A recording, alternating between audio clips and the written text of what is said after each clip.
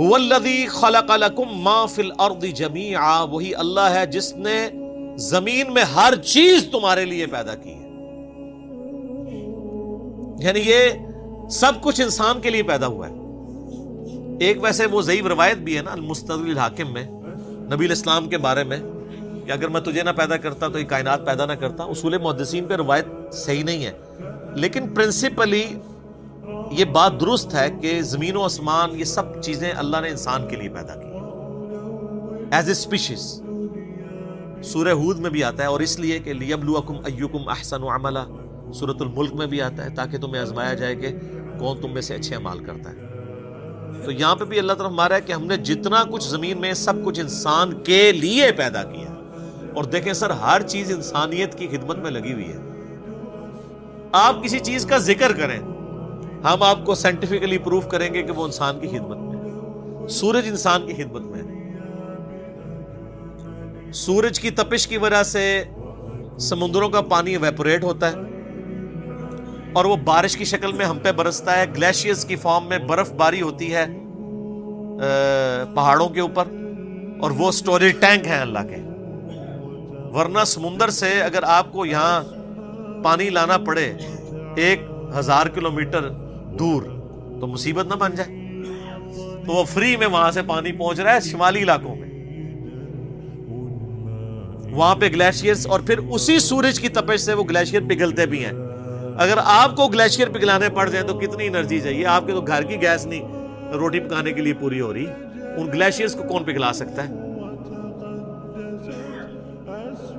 اور پھر وہ جب گلیشیئرز پگھلتے ہیں تو زمین کے اوپر بھی دریا چلتے ہیں اور زمین کے نیچے بھی سوتوں میں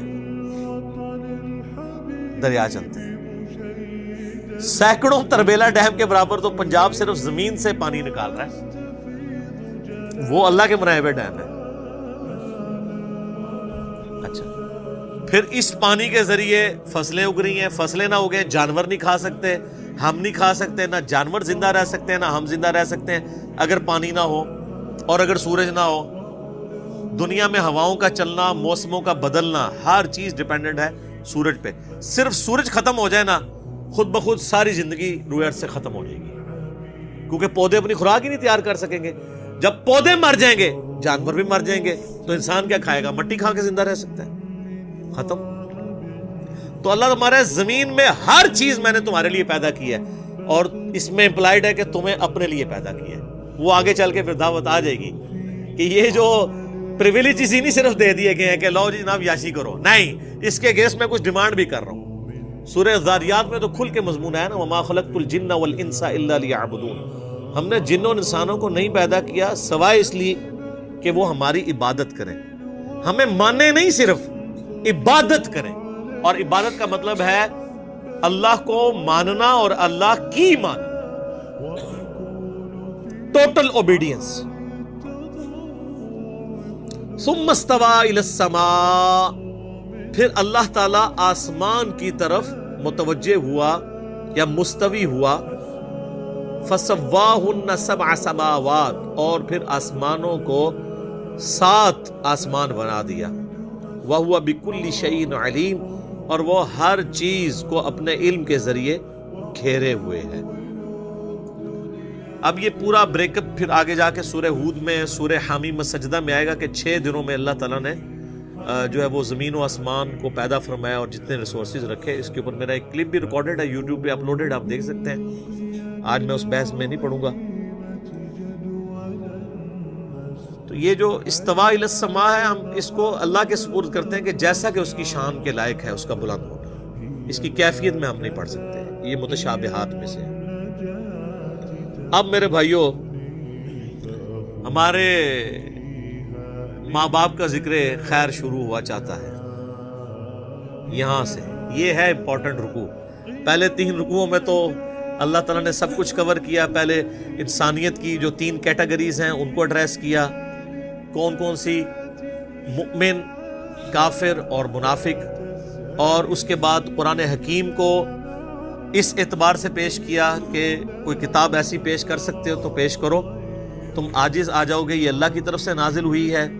پھر اس کتاب کے پیدا اس کو بھیجنے والے نے اور ہمیں پیدا کرنے والے نے ہمیں کیوں پیدا کیا، اس کتاب کو بھیجنے کا مقصد کیا تھا. پھر بنیادی بات سے یعنی چیزوں کا آغاز کیا کہ اللہ تعالیٰ نے تمہیں زندگی دی ہے، 2 موتیں اور 2 زندگیاں، اور اس کے بعد زمین پہ اس نے تمہیں بسایا ہے. یہ میریکل پلانٹ تمہارے لیے بنایا ہے. یہاں پہ اللہ نے اس کو اس قابل بنایا کہ یہاں پہ تم زندہ رہو. اور یہ تو میں موٹی موٹی ابھی باتیں کر رہا ہوں نا، یہ تو 1 گھنٹہ بولا جا سکتا ہے. سائنٹسٹ اسے کہتے ہیں fine tuning. Millions of fine tuning صرف روئے ارض کے اوپر ہے، ملینز میں، کروڑوں کی تعداد میں. ان میں سے ایک فائن ٹیوننگ بھی ڈسٹرب ہو جائے نا، صرف سورج اور زمین کا فاصلہ ڈسٹرب ہو جائے نا، تب بھی یہ زمین پہ ساری مخلوقات تباہ و برباد ہو جائے گی. یا بہت سردی ہو جائے گی یا بہت گرمی ہو جائے گی، دونوں شکل میں یہاں پہ کوئی نہیں زندہ چیز رہ سکتی. پھر یہاں پہ پانی کی فزیکل پراپرٹیز، ہر پراپرٹی ایک فائن ٹیوننگ ہے. کیمیکل پراپرٹیز، فضا کے اندر آکسیجن اور نائٹروجن کی جو مقدار ہے، پھر آکسیجن کی اپنی پراپرٹیز. صرف آکسیجن ہی آپ ختم کر دیں سب کچھ ختم. تو یہ ہر ایک فائن ٹیوننگ ہے. میں نے اس کے اوپر ایک ویڈیو ریکارڈ کروائی تھی، مسئلہ number 60، Who is Allah in the light of latest scientific facts. اللہ کون ہے جدید سائنسی حقائق کی روشنی میں.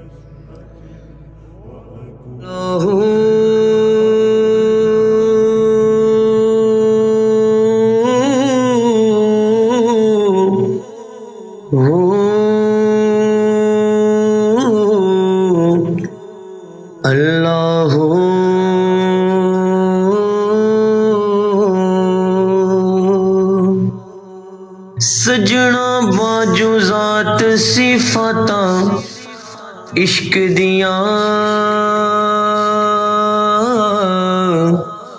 وکری کلی دن تے راتاں عشق دیاں.